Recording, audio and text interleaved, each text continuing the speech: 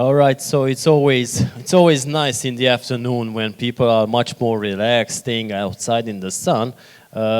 We are happy to be back. The most important thing is that the next panelist is in the room, so that's okay.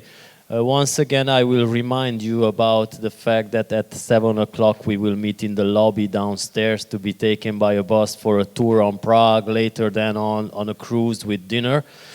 So I guess you already know this because I told you like 11 times. So now we're going to talk about a different aspect of the industry. One of the main parts of the industry, which is the payments industry, often forgotten in talks, often forgotten in restrictions, but very important. So I have with me today Tony He from Sentinels AI, who I would like to invite on stage. He comes from China, but knows a lot of Hungarian curse words. So, hi, Tony. Hi. It's nice to see you again. We met a month ago in Vilnius and had a chance to talk about payments and did a lot of networking. So that's one of the reasons why we invited you on stage. All right, so since the advent of the Fintech companies at the start of 21st century, the industry has evolved so much that it's not just crucial to deliver the financial services, it's also impacting all matters of industries as appetite of innovation, which shows signs of now slowing down a bit with the pandemic. And one of the many industries embracing fintech is the video gaming industry and, of course, the gambling industry. We all know that the online casino industry has long been an advocate of leveraging fintech for better use, better future, and even for faster conversion in terms of players. And it shouldn't be a surprise to see that it's an industry with a proven record of creating technology and utilizing it for commercial benefits. So, as I told you, I have with me today Tony He from Sentinels AI, who I would like to ask to introduce himself and say a couple of words about his company and his background. Yeah, of course. Thanks, Zoltán, and nice to meet everybody here. Nice to be here. Thanks for the invite. After our successful event in Vilnius, very interesting event. And what I really like about what you guys do is you really get a group of people with very different backgrounds and very different perspectives, so that the discussion is not one-sided, therefore definitely not boring. And I think I have the best time slot because it's right after lunch. And nobody's hungry, and people are getting comfy, so probably would mind less some random guy rambling about fintech for a couple of minutes. So just a little bit about myself. My name is Tony. I have a background in cybersecurity and e-commerce fraud prior to the current company. And our company, Slimmer AI, Sentinels AI, is part of Slimmer AI Group, and recently got acquired by Finergo. We basically focus on serving licensed financial institutions, specifically in payments like PSPs, email institutions, remittance, neobanking, open banking, etc. Serving them with advanced technologies for anti-money laundering purposes, to be more specific, transaction monitoring and screening.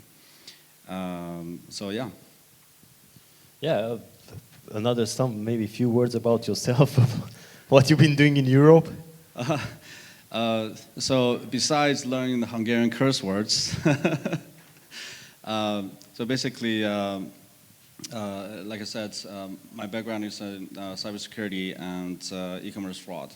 And I see that, as Zoltán mentioned, the fintech industry is a really fast developing industry with a lot of great innovations and great opportunities, enabling normal people, individuals, and also companies like in iGaming, online gambling, to reach a far bigger audience and to provide a lot more seamless experience, a lot more possibilities out there. So basically, here in Europe, it is my goal to take part in this wave,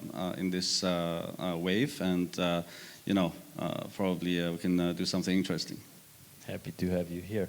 So like you said, in terms of attracting multiple people from multiple industries and experiences, I think Jerry Seinfeld put it best. Like when two magicians are showing each other tricks, it's not that funny. So if you match up things, it's much more interesting.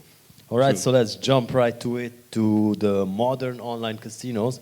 Are the modern online casinos leveraging all the latest developments of the fintech industry, or are they missing out on some of them? Well, I have to say, largely we see that the online gaming and gambling industry has been amongst the early adopters to the fintech services. We see that starting with the ever-growing speed of internet and the large coverage, especially recent years of the mobile devices that enabled the companies to reach out to a far larger group of potential players, of customers. Well, in the meantime, me originally as a Chinese, so it's okay for me to joke about the stereotype. We Chinese love gambling, like big time. But I remember, if I compare to like years ago when I was in the casino in Macau, just me as a normal individual just throwing $100 into the money shredder machine. Well, in the meantime, what I see is there are Chinese people coming in with the duffel bags. So if you compare that to what we are enabling now, it is completely a new paradigm. It's a completely new level of service, and probably boosted by the pandemic, same as the fintechs, right? So like when we were locked down, like a hard lockdown, it made me an online gamer as well. So there was a plus one. And if we think about, like, you go to a physical casino, like Macau or Vegas or wherever, you can just like walk in, right? But then the casino would have systems or people to monitor what you're doing, to keep an eye on you, and they're probably building like your profile, and it could be used for like defining what kind of games users prefer. No. Theoretically. But in the meantime, also for security and controlling purposes. But if we're looking at how fintechs are enabling casinos, online casinos now, is that at the entry point, right? So this is where fintechs already starts to contribute. That's where the onboarding of customers, verification of customer identities in a lot more secure, but in the meantime, fast and seamless way. So this is a beginning of it, right? But of course, once you start playing, you have all the potential data points that could be collected and analyzed by gaming companies. Like I said, both for your gamer profile side, but in the meantime, for a security surveillance side. All right, so yeah, we all know that this has to be seamless, but also has to be fast, and has to be fast because of the internet. So how did of course this is it's a stupid question, but I will ask you, how did the quick development of the internet speed affected payments? Yeah.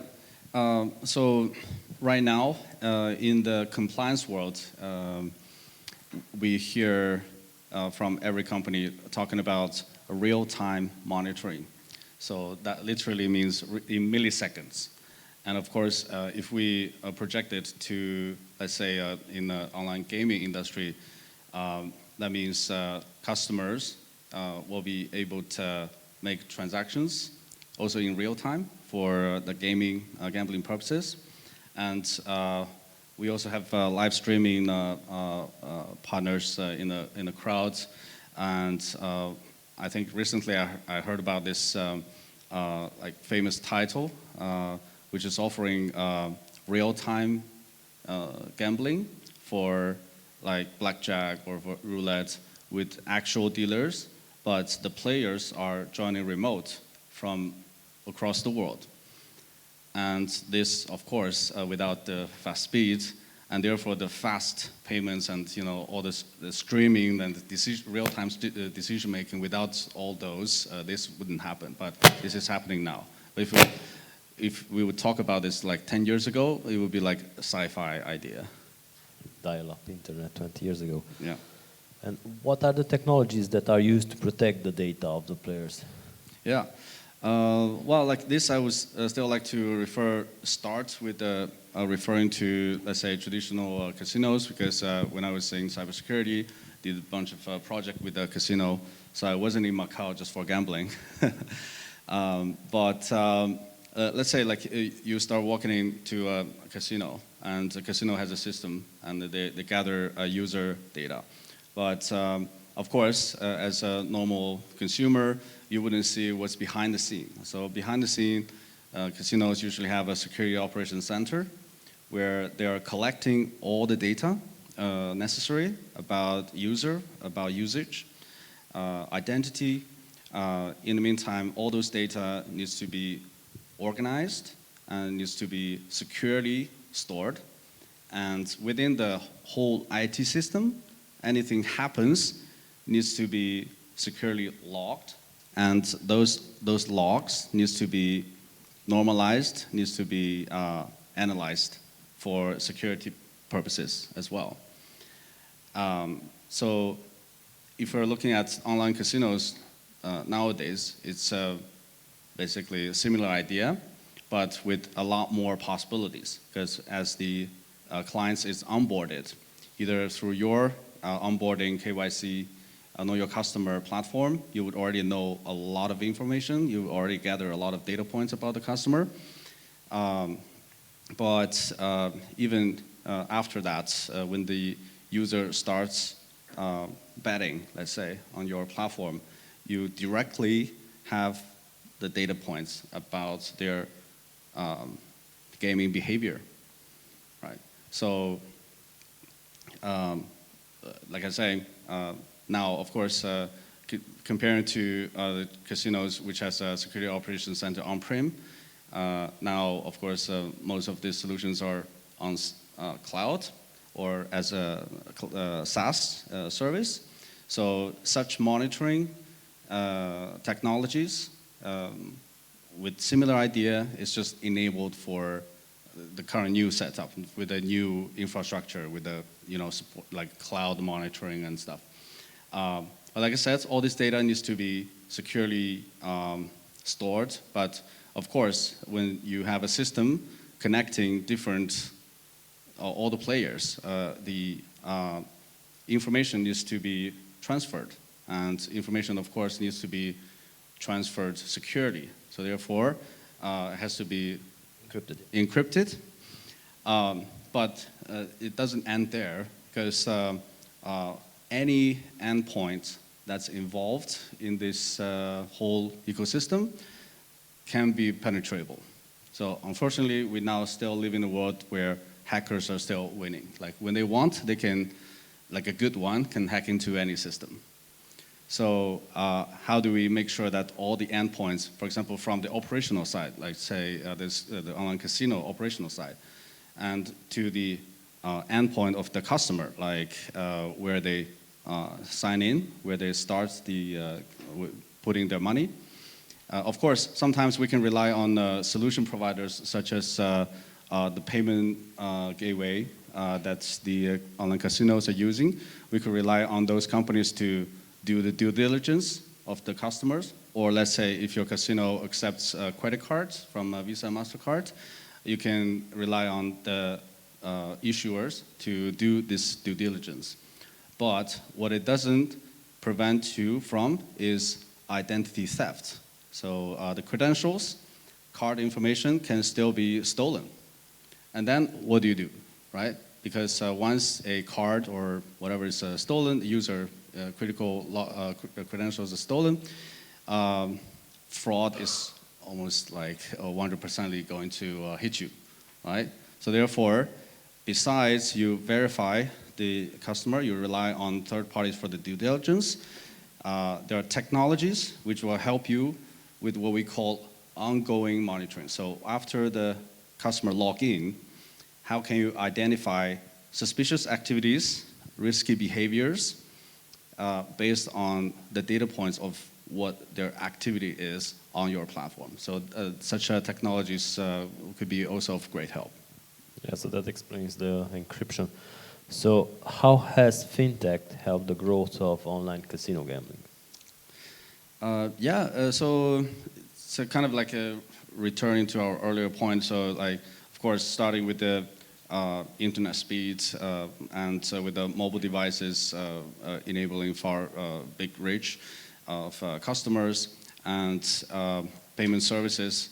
If we're looking at some of the regions globally, comparing to the Western world, you have a big region where countries basically skipped a few steps within their payment system development.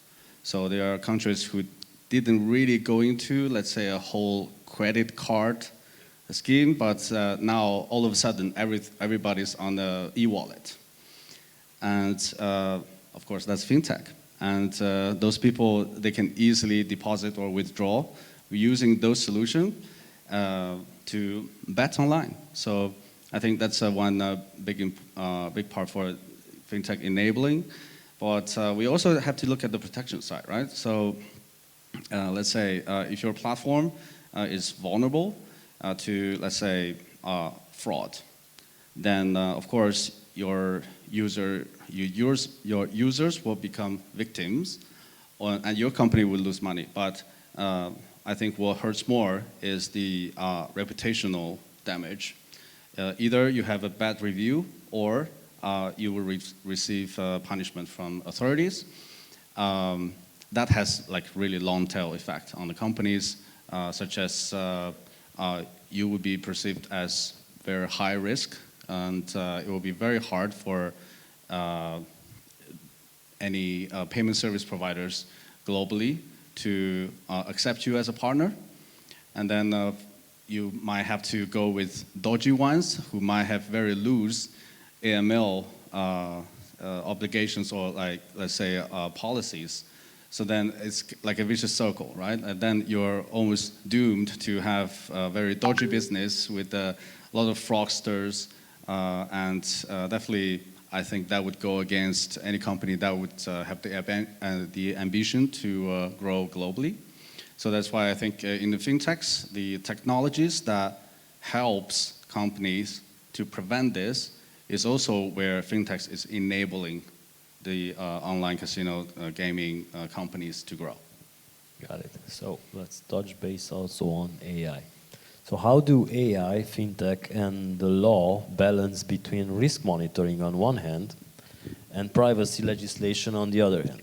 Okay, that's an interesting topic because I get it. A lot of times we hear that, okay, on one hand, with the risk monitoring, you need as many data points as possible as there is. But on the other hand, you have the privacy, right? But in my opinion, of course we're talking about GDPR, but in my opinion, GDPR, the key letter is P, is data protection. It's not GDCR, it's not data collection. So you're still collecting all the data points you want. It's it's just more about like how you protect it. And if you look at the AML obligations, if we look specifically at the data retention side of the AML obligations, online casinos are obligated to have data retention, even though you can argue the user can come in like holding GDPR in their hand saying, hey, I have the right to be forgotten. But they say, okay, you'll be forgotten after X amount of years because of AML regulations.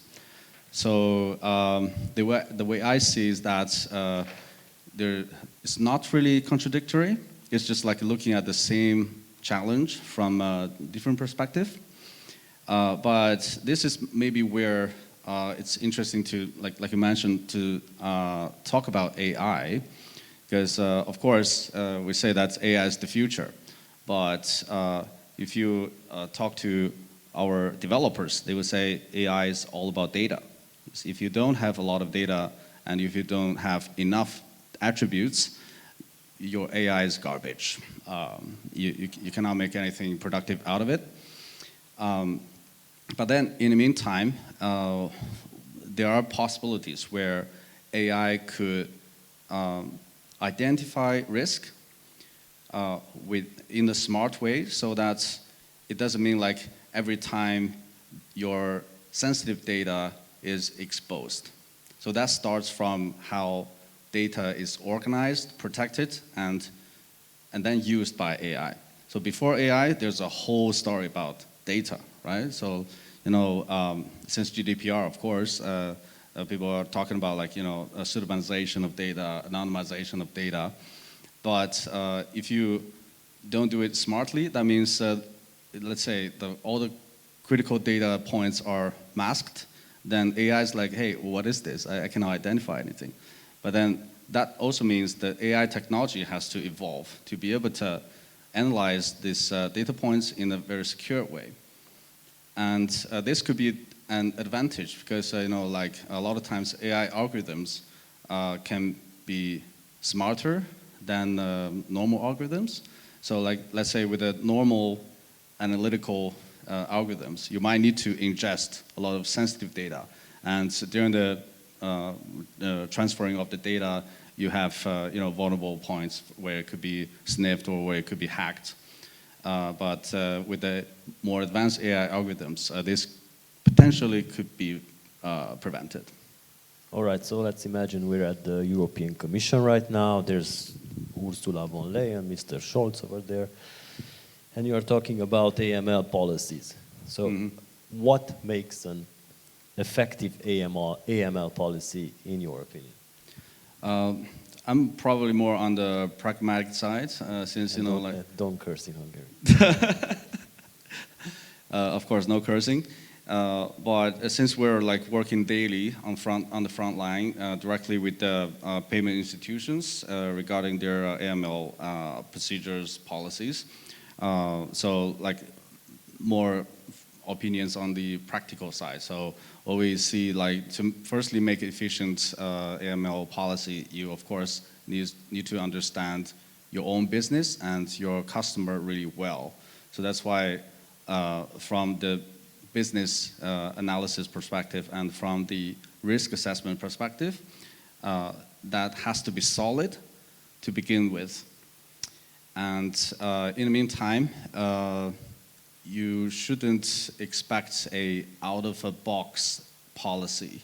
So it always has to be tailored to your business. You cannot say, okay, I will look something up from somebody or like online that will apply to my business. That almost never worked. So it has to be really deep down related to your own business operations. We also see that sometimes companies confuse between the AML policies and procedures. So we see that probably it's more efficient if the company really segment these two aspects well. So let's say for the procedure side, let's make it more action focused. But policy side is more like of a overview of, from your business and from your risk and your risk appetite and your customers, how do you make sure you're compliant? And since we're talking to a lot of frontline compliance soldiers, there's also a very interesting feedback that I got recently, which was what makes a AML policy efficient, ultimately, is the company culture. It has to start from the management to the whole team so that everybody's on board that, okay, we're in this together, we are taking care of this. Because even if you have the best AML policy documents stored on your drive, but nobody gives a damn, then it means nothing. So we see that especially like for us as well as a solution provider, for us it's like 100 times easier to work with a customer if their CEO, starting from the C-levels, cares about anti-money laundering. And that goes from top to down, that everybody is super careful, super, pay a lot of attention to it. That's just like a lot more easier, and we are sure like if they have audits, they will have no problem. All right, Tony. So thank you very much for this informative session. Thank you so much. Thank you. Köszi. Köszi. You see, he knows Hungarian.